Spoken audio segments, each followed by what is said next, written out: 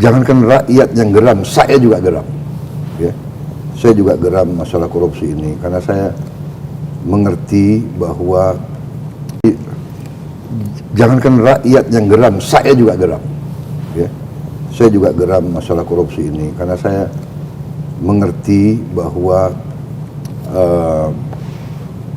sumber daya kita sangat besar, resources sangat besar, dan terjadi kasarnya adalah perampokan lah. Saya bisa harus dikatakan apa nih, perampokan kan.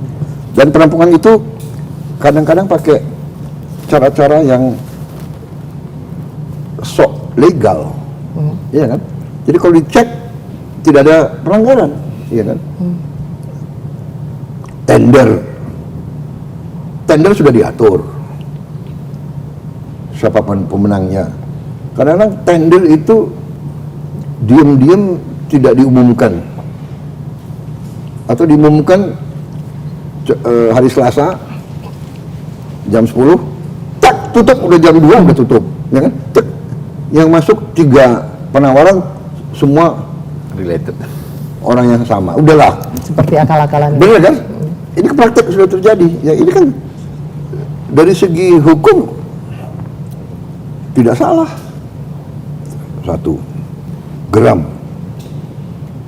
Jaksa Agung juga kadang-kadang geram, Pak, kita sudah tangkap, kita sudah ungkap, sudah berhasil menang di pengadilan negeri.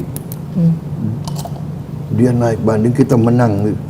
Terus Mahkamah Agung PK selesai, kita dikalahkan. Jadi ini masalah ya. Jadi langkah saya dalam waktu dekat, saya sudah suruh hitung Menteri Keuangan ya dengan Menseknek, saya ingin naikin gaji semua hakim. Saya ingin naikin gaji skala signifikan semua hakim. Saya hitung-hitung mampu kita. Ya jadi memang apa ya, hasil efisiensi gitu. Kalau tidak salah ya, untuk meningkatkan signifikan semua hakim mungkin butuh 12 triliun ya, nggak sampai 20 triliun.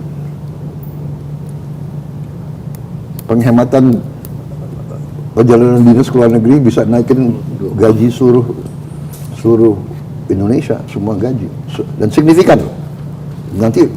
Nanti saya dimarahin juga, kok hakim yang dinaikin signifikan, kami gimana? Ya tapi hakim dulu mungkin ya, karena hakim kita harus dibikin begitu terhormat dan begitu yakin sehingga dia tidak bisa disuap.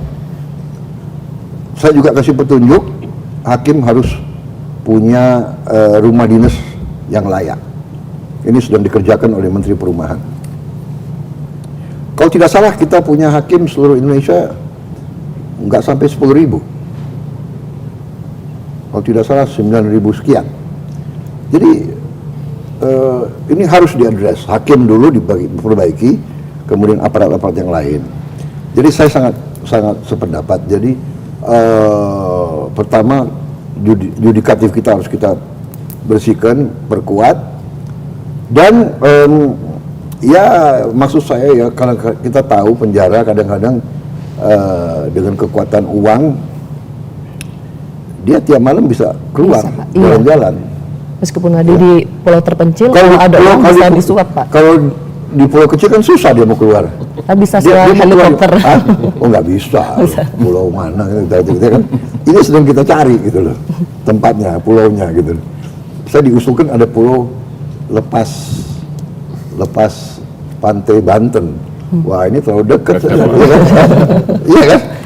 Pakai perahu bisa ada yang datang antar bakmi Gajah Mada mungkin. Nah, jadi itu salah satu ya.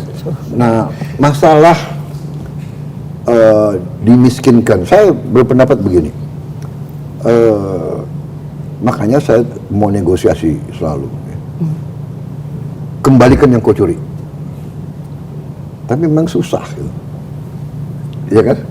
Karena secara sifat manusia mungkin dia nggak mau ngaku, ya kan? Jadi pertama harus dikasih kesempatan. Jadi apa yang kerugian negara yang dia timbulkan ya harus dikembalikan. Makanya aset-aset pantas kalau negara itu menyita. Tapi kita juga harus adil kepada anak istrinya. Kalau ada aset yang sudah milik dia sebelum dia menjabat umpamanya, atau sudah ya nanti para ahli hukum suruh bahas apakah adil anaknya menderita juga gitu.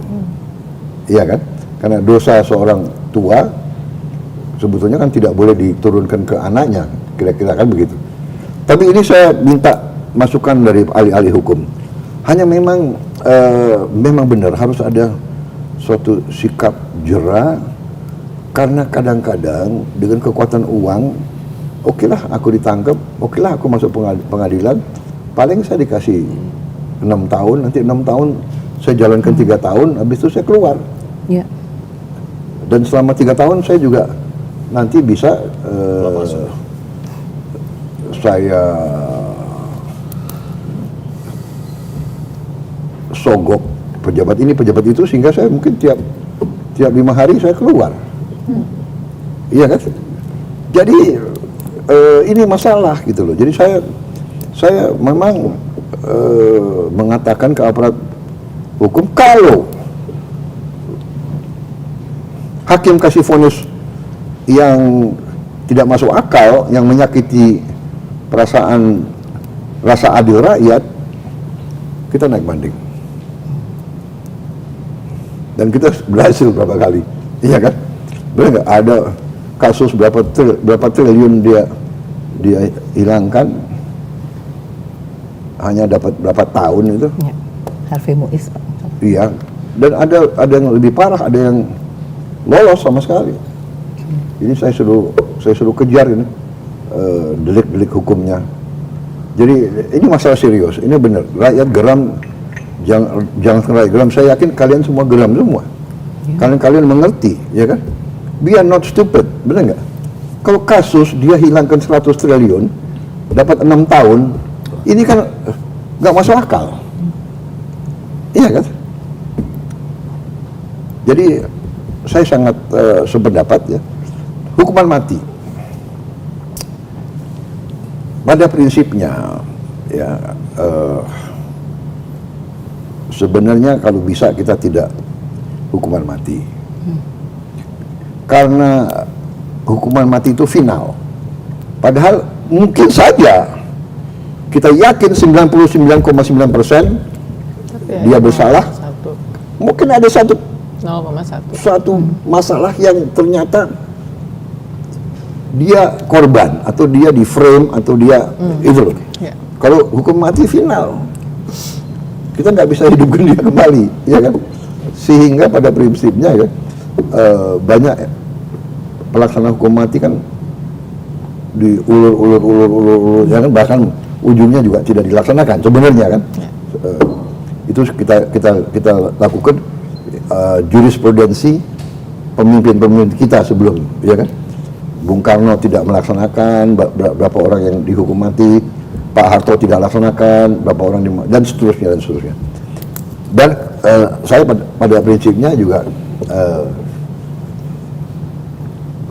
kalau bisa kita cari efek jera yang tegas, tapi mungkin tidak sampai hukuman mati. Tapi ini tentunya nanti konsensus para pimpinan politik dan para pakar-pakar hukum.